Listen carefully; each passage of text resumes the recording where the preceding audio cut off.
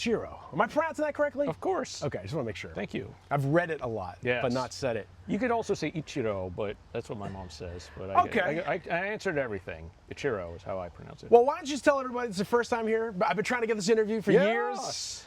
You know, what's your deal? Who are you? What do you do? What is your deal? Well, hey, you know, it might not be a surprise to you, but I've been in video games for some time. Yeah, how about that? Amazing. Yeah, I've been in video games for 30 years. I co-founded what would become Sony Online Denver. I founded a company called Dejobon Games, which was an indie studio that lasted for about 25 years.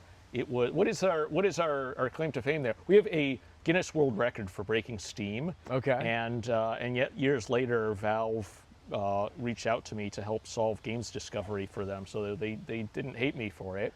And about a year ago now, I shuttered Dejobon. I mothballed it. I'll be back. We'll be back. And I opened a new studio called Totally Human Media, whose remit is to solve the entertainment discovery problem. Okay. We'll talk about that. I have many questions about that, actually. I got answers. Right. They're not all right. Yeah, I don't think anybody has the correct answer, but we'll see.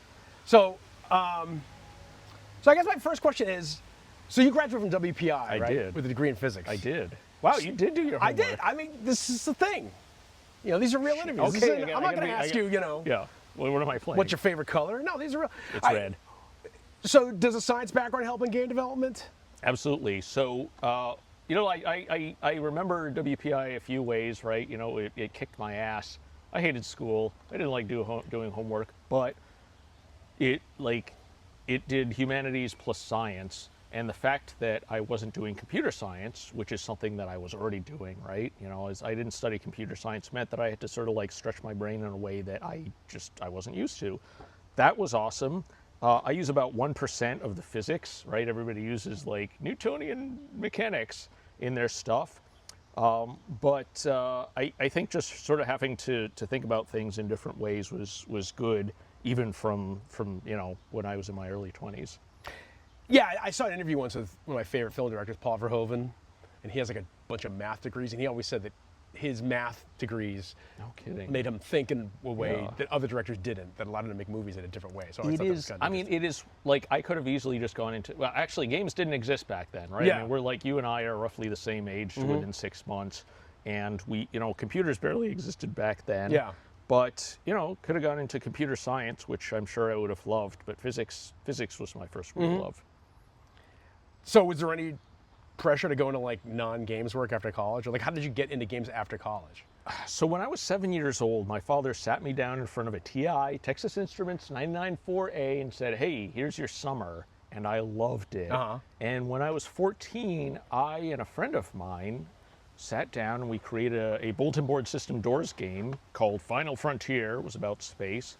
And we sold it, and it made enough money so that we could each buy our next computers, the Amiga 2000s. And I realized at that point in 1988, holy shit, I can do games, I can make money, this is going to be awesome. What was that game called? Final Frontier. I always wanted to make a door game. I never could figure out how to do it. Because like you had to actually run the BBS or something. You have to run the BBS. Yeah. But then, I mean, you could also just, you know. What year was that? 88. So you basically started professional game development in 1988? Yes. Wow, that's crazy. Which is more than 30 years. But I mean, but then I went to high school. Yeah. And then I went to college, and then, you know, and then I officially started. I don't want to age us too much. Sure, whatever, it's fine. We're all, you know, come on. Yeah. Whatever. We're not fooling anybody. But what were those BBS door games written in 88?